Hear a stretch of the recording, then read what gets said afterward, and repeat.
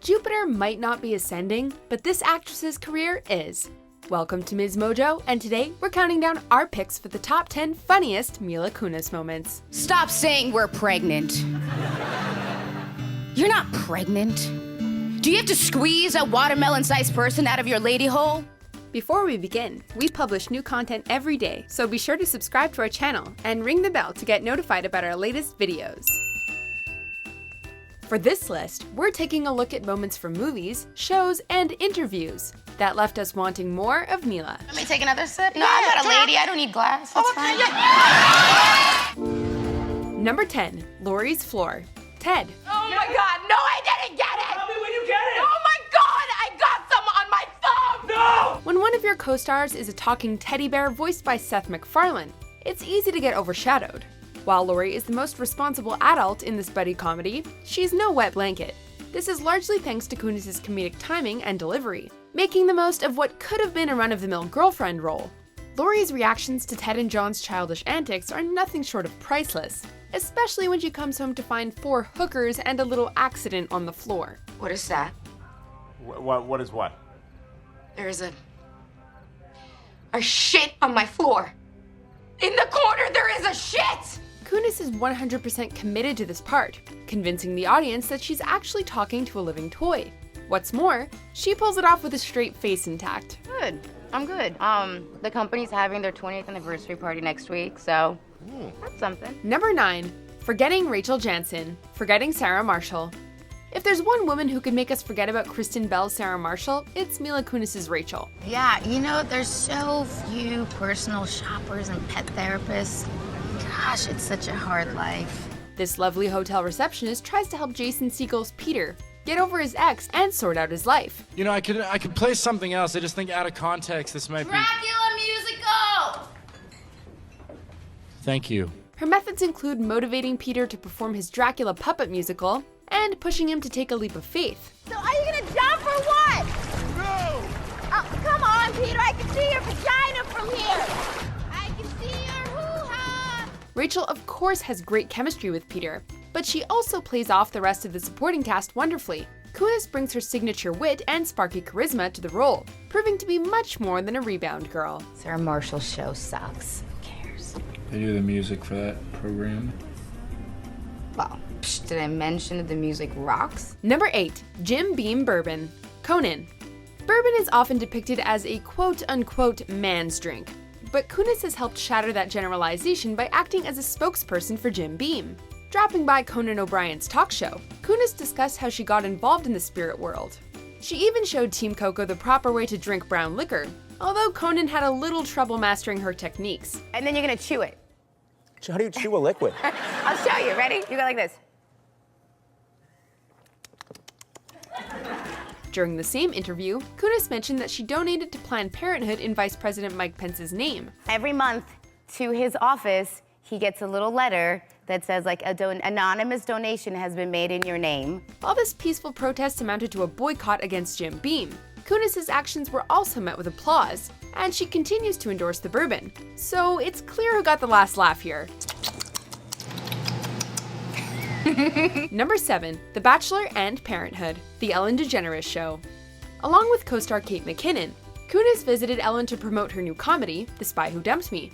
Of course, the conversation was less about the movie and more about their obsession with The Bachelor. She and I had a whole talk today, oddly, about it. We disagreed on something. Kate, It's okay. You can talk about it. It's okay. what do you feel? Can we talk about Yes. it? I don't know. We can. While they touched upon the season finale's outcome, the 3 funny ladies put just as much emphasis on the show's cameramen and the difficult job they must have. So these guys are there and they're just, they're 5 going, minutes of silence. what's going on? Right. Kunis also took some time to talk about her 2 children and how they prove her theory that women are habitually smarter than men. Girls are just like on it, and boys are like dum-da-dum-da-dum-da-dum. In addition to discussing marriage and parenthood, it was evident that Mila had formed a genuine friendship with Kate. Number 6, When Mila Met Ashton, The Late Late Show with James Corden. I ran into him at an award show, and at first I was like, wow, that guy's really tall. Like, that's what I thought. And then he turned around and I went, oh! And then that moment that you hear or see in movies where like your heart skips a beat, and it happened with Ashton, and I was like, stop it. Mila Kunis and husband Ashton Kutcher have one of the most interesting celebrity love stories. The two started out playing a dysfunctional couple on That 70s Show, while Jackie and Kelso didn't ultimately end up together. Kunis and Kutcher would ironically start dating years after the series wrapped up.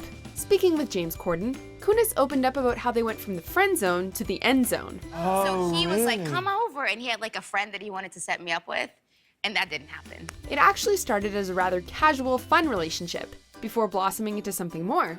What makes this so ironic is that Kutcher starred in No Strings Attached, Mila starred in Friends with Benefits, and both actors basically lived out those two eerily similar romantic comedies together. Like, we're gonna have fun because we're both single and young. 3 months later, we're living together. 6 months later, we're like married and have a kid. Like, literally, we clearly didn't watch the end of either one of our movies. Number 5, What's in the Box? Vanity Fair. I'm not touching a what is that? No, but it's not like a bad one. It's like a... No, you touch it with me then. Okay, I'll touch it with you. You go with one hand, I go with the other. Are you petting it? Doing press for A Bad Mom's Christmas, Kunis was joined by co-stars Kristen Bell and Kathryn Hahn for a game of Fear Box. Vanity Fair had the actresses touch an assortment of animals concealed in a package. Kunis wound up feeling a Savannah monitor and couldn't help but scream at the top of her lungs upon peeking inside. Why did you just scream? You scared me. It's like a dragon snake. The other two found the lizard much cuter, with Belle practically French kissing it. Kunis was so startled after the first challenge that she needed a little motivation from Belle to put her hand in the next Fear Box, which contained a stack of latkes. Just put your hand in there. Where's your hand?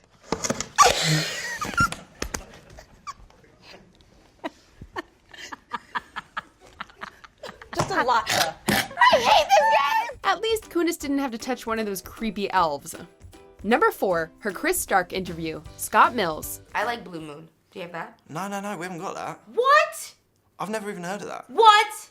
Listen, I'm gonna come, you're gonna show me football, and I'll show you a Blue Moon. It's hard not to become starstruck while in the presence of Mila Kunis. When Kunis came on the Scott Mills show to talk about Oz the Great and Powerful, co-host Chris Stark was given only 10 minutes notice. He made it no secret that being in Kunis' presence made him nervous, mounting to an uncomfortably humorous interview. I'm petrified, but shall we? So far, you're doing a great job. Really? No, but we'll see what happens. Okay, good. Kunis essentially turned the tables on Stark, asking him a series of questions.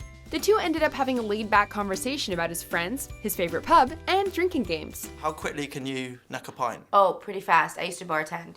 I can also pour a pint with no foam. What? Serious? You didn't know that about me, did you? Where a less down-to-earth celebrity would want to talk about their career, Kunis had no issue getting completely off topic, touching upon everything from football to dropping trow. Chango the Beast. You are awesome. Cantona. Like, these are your friends. Yeah, I they're love all, it. they're all my boys. All right. I should get back to the questions. Why? This is way more fun for me. I have to tell you. Please. Number 3, her Russian interview, Friends with Benefits press conference. Fun fact, Mila Kunis was actually born in the Ukrainian SSR and is quite fluent in Russian. During a Moscow press conference for Friends with Benefits, a Russian journalist asked Justin Timberlake why he's in movies, implying that the pop star turned actor was becoming overexposed.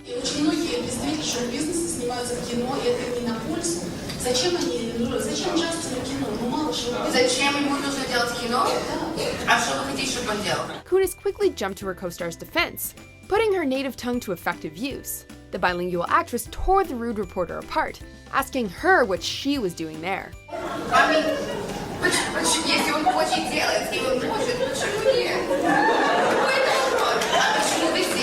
While Timberlake couldn't entirely make out the conversation, he could tell that Kunis was acting like a total badass. If she ever gets tired of acting, she's certainly got a bright future as a bodyguard. It's late. This is my bodyguard. Number 2, Shut Up, Meg, Family Guy. The one thing that I get the most of is shut up, Meg, on the street. Like, all the time. I will walk down the street and be like, shut up, Meg. It's hard to believe that Kunis didn't start voicing Meg Griffin until season 2. Of course, it's even harder to believe that the beautiful, cool Kunis could convincingly portray an awkward, disturbed teenage girl. My hair is in the pie, Brian. And now it's inside of you. Part of me is inside of you, Brian. Do you feel me, Brian? Do you feel me inside of you? As this animated series progresses, the Griffin family's treatment towards Meg only becomes more and more hostile, literally making her the butt of the joke. Mom, have you seen my trapper keeper? While Meg may never get the respect she deserves, Kunis has been a delight in the role. Whether she's getting a makeover, cooking her hair into a pie, or unleashing her pent-up rage, Meg is much funnier than anyone gives her credit, especially considering what she has to put up with on a regular basis. Brian's new Meg. Yeah, you're the new me. Shut up, Meg. Number 1. Jackie Burkhart. That 70s show. I love me most. You choose you? Look, if I could run across the beach into my own arms, I would. It's the role that made Kunis a star, paving the way for all the other moments on this list. With her natural comedic chops, Kunis succeeded in developing the self-centered, shallow Jackie into a lovable character. Okay, I've said it before and I'll say it again.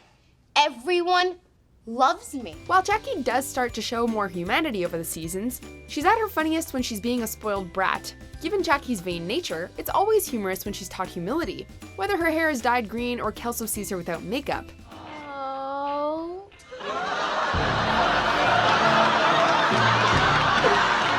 Michael, that is so sweet. Speaking of which, her on-again, off-again relationship with Kelso in particular makes for one of the show's best running gags, especially now that Kunis and Kutcher are actually married in real life. I am in love with a doofus. Do you agree with our picks? Check out these other great clips from MsMojo and subscribe for new videos every day.